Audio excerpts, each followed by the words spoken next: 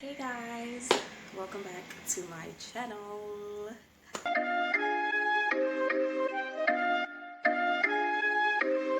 If you are new here and it's your first time seeing this face, I'm Nonku and I am a master's student. Today I'm going to be talking about how it's like studying a master's compared to undergrad. I'm excited about this video. I've been meaning to do it since like last year.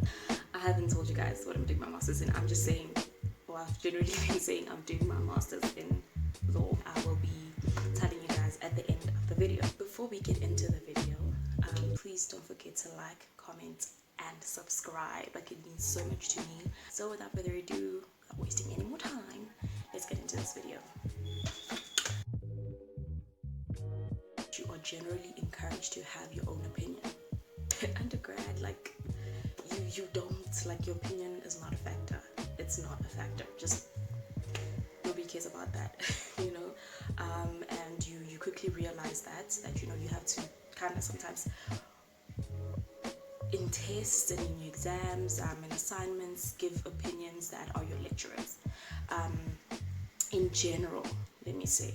So you do have those lecturers that do appreciate you having a different point of view only if you are able to substantiate or, you know, justify your position. So after 4 years of just, you're told what to think, what view you should have, now they're like, what do you think? You know, what is your opinion? What is your take on this? So yeah, it's a good thing, but it's quite a shock, you know, at first, because you're so used to, you know, what do you want me to think type of thing, you know. Yes, so that's the biggest difference. A question I actually have received or I've gotten in the comments before, and that is, how long does it take to do your master's? So yes, the lawyer answer, it depends. It depends. Like, yo, if you ask a law student a straightforward question, we always say it depends. Okay, basically it depends on how you're doing your master's. So the first thing is that you can either do it full-time or part-time. If you do it full-time, it will be 1 year, and then if you do it full-time, it will be 2 years. So that's the first thing. And then second thing is that it also depends on the master's program that you're doing. So there are some master's programs that don't allow you to do the master's full-time, which is 1 year, so it's like a compulsory 2 years. So yeah, that's another factor. And then the third thing is whether you're doing it, I guess, by dissertation and by coursework. I think by dissertation generally is it is 1 year, and then by coursework, I guess you have that option to either do it for a year or 2. So if you do a master's by coursework, you generally or you have 3 modules, right? 3 course modules, and 3 courses or modules, and then you have to submit a mini dissertation, right, which is between generally between 10 to 12,000 words. And then by dissertation, it's just written work. There are no courses there. So yes, that is another big difference. So obviously, okay, let me not say obviously, but I'm doing my master's by coursework. I'll maybe get somebody who did their master's by dissertation, maybe to, you know, yeah, tell you guys what the experience has been. Regarding the classes, you have less classes than you do in your undergrad, of course, because remember, you're doing 3 courses in general. So if you're doing it over 1 year, then you'll do, for example, 2 modules or 2 courses in the first semester, and then 1 course in the second semester. So yes, you'll have less classes, of course, you know. So undergrad typically have about, let's say, 4 to 5. It's generally about like 5 modules per semester. Yeah, so that's a big difference. And then another thing is that, okay, your classes are later. They're much later than they are undergrad. So undergrad, I actually did have like quite a lot of late classes. You know, so I had classes that I think they generally ended at 6:45. Wait, 6:45, is it 6:45 or 6:45? 6:45, I think, yeah, which is pretty late, you know. And yeah, those classes generally, it's annoying, but you gotta do what you gotta do. So yeah, in your masters, it can be between 5:30 until 7:30 or 6 until 8. That's generally the range, and that's because people who do their masters, you know, most of them are working already, so they're working throughout the day. So it's just to accommodate those students who are working, and the classes require more preparation. So reading before classes is quite essential. It's very important. I wasn't necessarily that diligent, you know, undergrad, especially final year, but yeah, it's much more, you know, important when it comes to your masters, because then you are also required to discuss. So the classes are generally they're less like, you know, being lectured, sitting back and being lectured. And another thing is that you have it's lesser, what, like, you know, amounts of students. So coming from a class of like about 200, you know, to a class of like, so with me, the classes, there was like 8 of us. I think 8 of us in the first semester, 8 students enrolled for the master's program I was doing, and then 7 in the second semester. So again, it will depend on the master's program that you're doing. So, you know, for one a master's program, there could be like 20, and the next it could be, I don't know, 10, 15, 14. That was quite an adjustment, because now it's like the spotlight is on you. The lecturer actually even knows your name, you know. For the most part, it kind of feels like one-on-one, and you're required to discuss, as I said, you know, your opinions. And the classes are long. Class could be like, you know, basically about 2 hours. First point, and that is class participation. So that it can count like about 10%. So class, not only class participation, but your preparation as well. Have you done your readings? And this is something that I generally, especially in my second semester, like I really neglected, and I paid for it. It's not nice, you know, just being clueless. Baby, don't do it.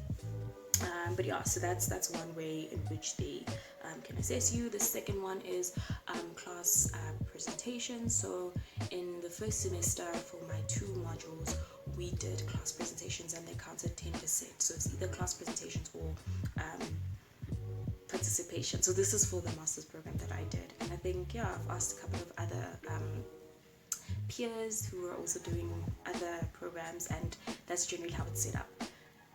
Yes. So yeah, so class presentation, we did them. Basically, you choose a topic that you're really interested about, and you just do a 20-minute presentation on that. And that for me was, it was interesting.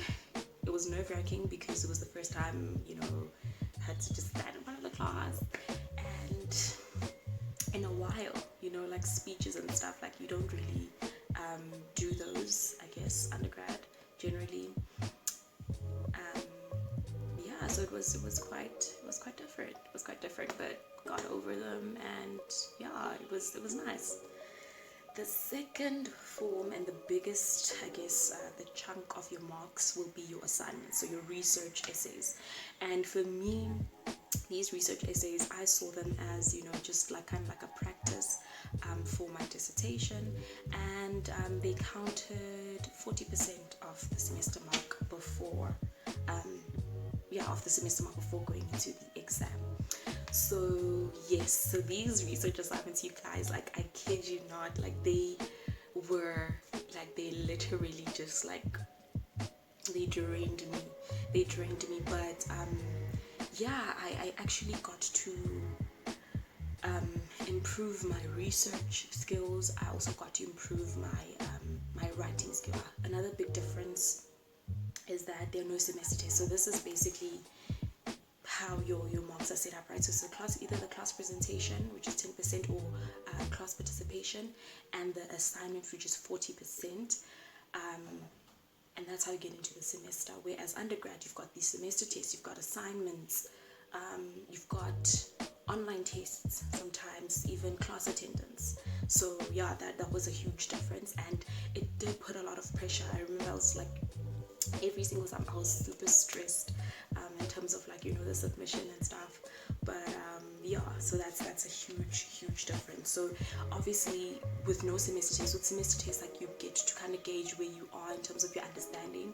If you kind of like, you get maybe 1 to 2 tests in before the exam, so it kind of gives you an idea of what kind of questions you're going to be asked, and you know what kind of standard is expected of you. So yeah, there's that. And then your exam, right?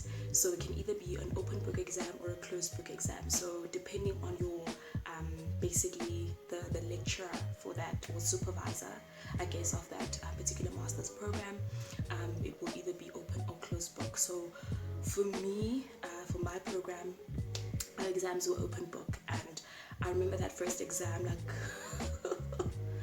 listen, it was 4 hours and it felt like 20 minutes. It was intense. It was intense, and it was a lot. And look, sis was not prepared. Okay, sis was not prepared. I was drowning, but we made it through.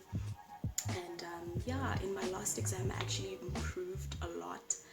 So I think your exams also, like, you know, if they're open book, you know, you already know that, hey, look, it's not about just like, you know, memorizing certain things. It's more about application. How do you apply the law, right? So yeah, that was quite a lot. But yeah, that's your assessment, and obviously it's 50% of your semester mark and 50% of your exam mark, and that will be your final mark for that course. And the last thing is your minor dissertation, which is what I'm currently doing right now.